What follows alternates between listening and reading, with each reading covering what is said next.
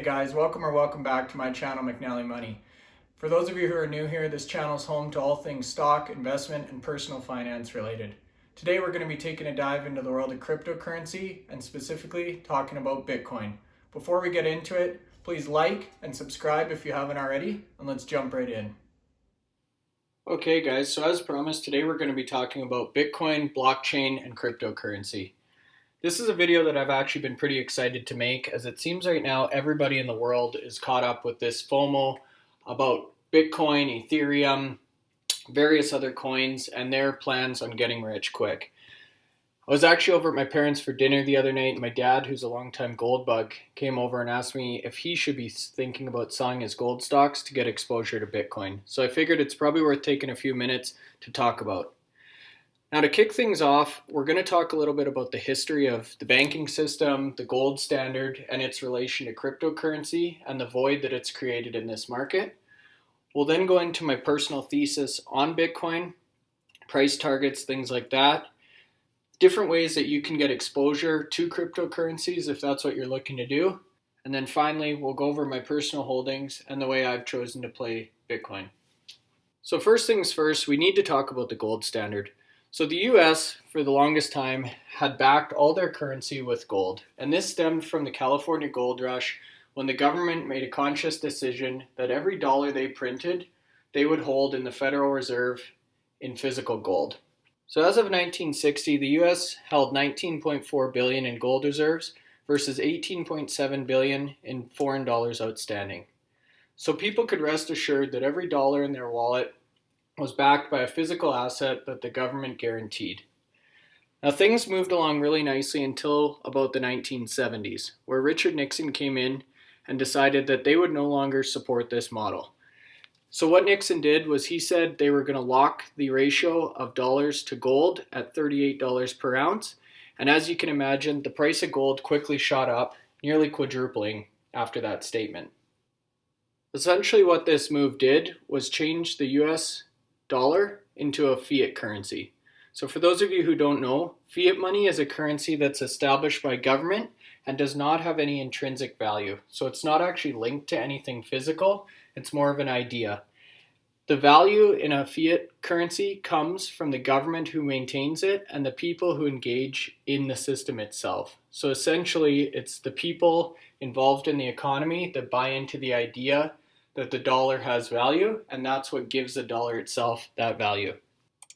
The problem with fiat currencies is the government is in complete control. So they can actually decide to print more money at leisure or at will, and that has impacts on every other dollar that's currently in circulation. So for example, in 2020, the government's actually decided to print just over $6.5 trillion, which devalues every other dollar out in the system.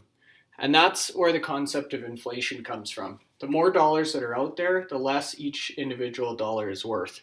This is the real problem with physical currency or traditional money. And this is a problem that Satoshi Nakamoto is trying to solve when he launched Bitcoin in 2008.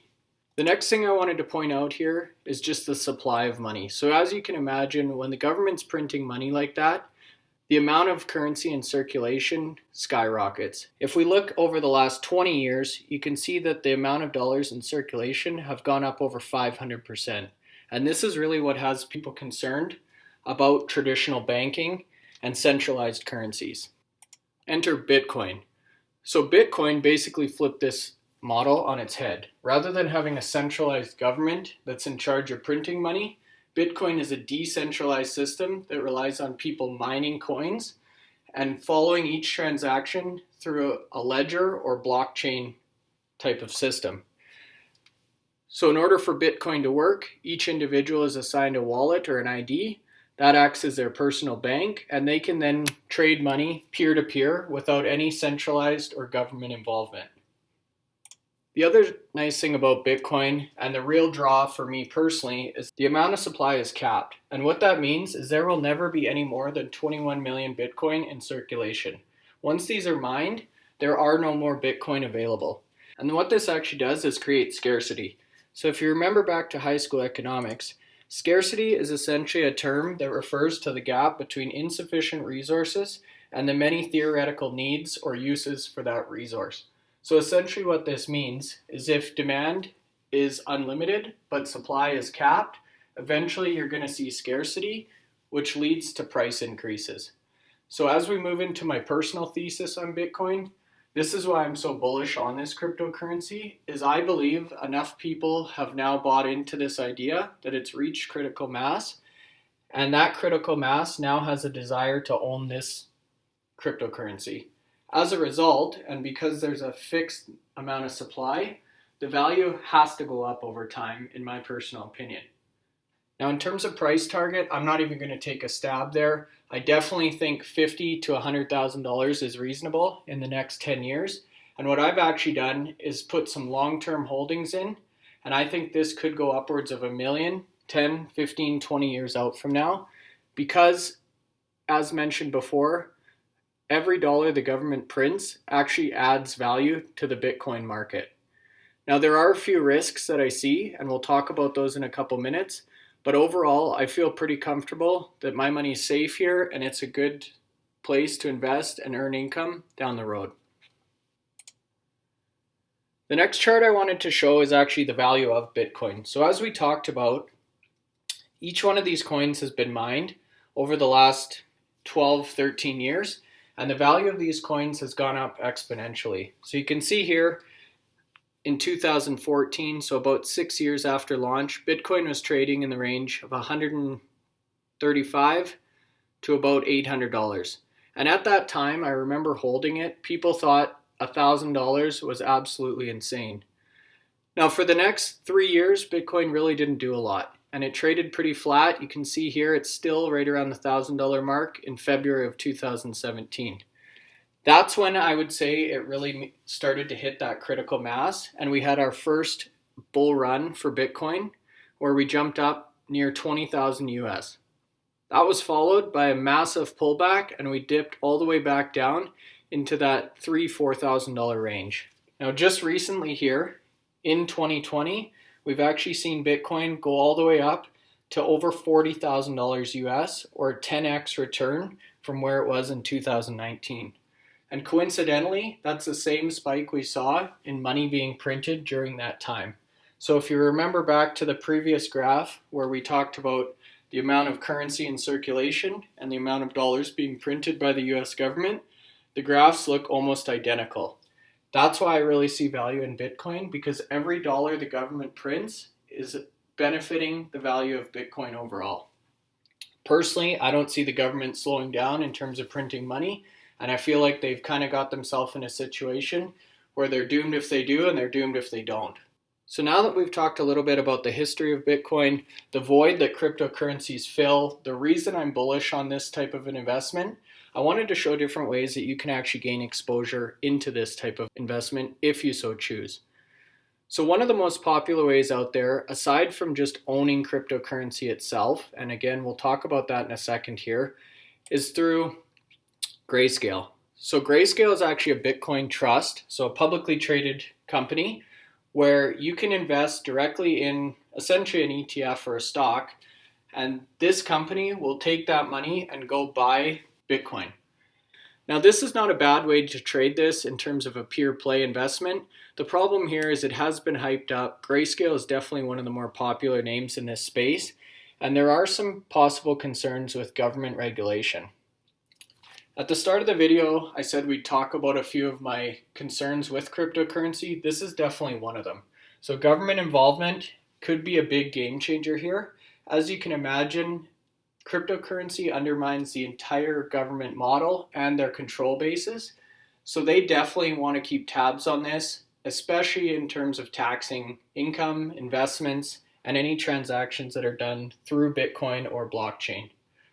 The other concern I see here is it is susceptible to cybersecurity risks. So you've probably seen in the news, there's all types of stories about people being locked out, forgetting their passwords, being hacked, that type of thing.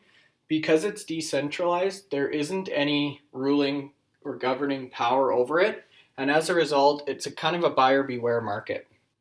So the second way you can gain exposure to Bitcoin specifically is through companies that have invested their cash into Bitcoin. So MicroStrategy is probably the most popular out there right now. And what they've actually done is the CEO is extremely bullish on Bitcoin. He has been for a while. So he's decided to convert a large chunk of their cash holdings into Bitcoin itself. So essentially, this is a way to play cryptocurrency without actually holding an ETF or the currency itself and having an underlying company attached to it. The problem here, and why I don't personally own any MicroStrategy shares, is because you're paying a premium for the company as well as the investment in crypto. So what I mean here is MicroStrategy currently trades at 5.3 billion. They currently hold about 70,000 Bitcoin at a price of 40,000 each. That means their Bitcoin holding is valued about 2.8 billion. So you're actually paying a premium for the company itself. And if you look at the financials, not only have they missed earnings the last few quarters, they're actually losing money overall. So for me, I don't want to pay for a losing company just to get exposure to Bitcoin. I would rather go into a pure play ETF or hold it personally. And that leads us into my fourth and final topic here, which is my personal way of holding or investing in cryptocurrency. So I currently have two different ways that I'm gaining exposure here. Number one is through an ETF, but not grayscale. So here you can see very similar ticker, it's QBTC. This actually trades on the Toronto Stock Exchange, which I feel maybe has a little less risk or exposure than some of the US equities in terms of government involvement. And the other thing I like here is it's actually a little bit smaller and less well known, so you're not paying as big a premium for the name itself. Now you can see I hold two different types of QBTC. One is Canadian, one is US dollar. The reason I wanted to do this is just to hedge against any currency changes, but essentially they're the exact same holding. You can see for the Canadian one, I have 15 shares, average price of $28.74. And we're up close to $49. So total return there is about 70% or $300. In the US based one, I bought in at 1709. It's at 38.5. So we're up just about 125% or $533. Now the second way I've gained exposure into Bitcoin is actually through owning the cryptocurrency itself. So here you can see my blockchain wallet, and this is essentially what you'd need to set up if you were going to get into Bitcoin. You can trade a number of different coins here, Bitcoin Ether, Bitcoin Cash, Stellar. The one I hold is Bitcoin itself. So you can see here I own 0.08 Bitcoin, which equates to $3,200 Canadian. So between this and my Questrade account, which is valued about $1,700, I currently have about $5,000 exposure to Bitcoin. Now my total portfolio is about $120,000, so it is a relatively small percentage of my overall base. But I definitely want to have some skin in the game if my bullish thesis comes true and we do see Bitcoin run to the $50, $100, or even $1 million price point over the next few decades. I definitely don't want to be caught on the sideline. However, as discussed, I do feel like there are some risks associated with this, and that's why I don't want to go too heavy into the cryptocurrency market. Personally, I like tangible assets like real estate or investment in stocks and companies, because I can actually go out and touch those investments. I can go over to a rental house and see it and touch it. I can look at different companies I hold and see their products, their services, their equipment, their vehicles out on the road, and I own something tangible. So that's it for the video, guys. I hope you enjoyed this. I hope it gives you a little bit of background and context into how blockchain, Bitcoin, cryptocurrencies came to be, some different ways to get exposure to them, and my personal strategy and opinion. Please make sure you take a second to like and subscribe to the channel if you haven't already, and have a great day. Thanks.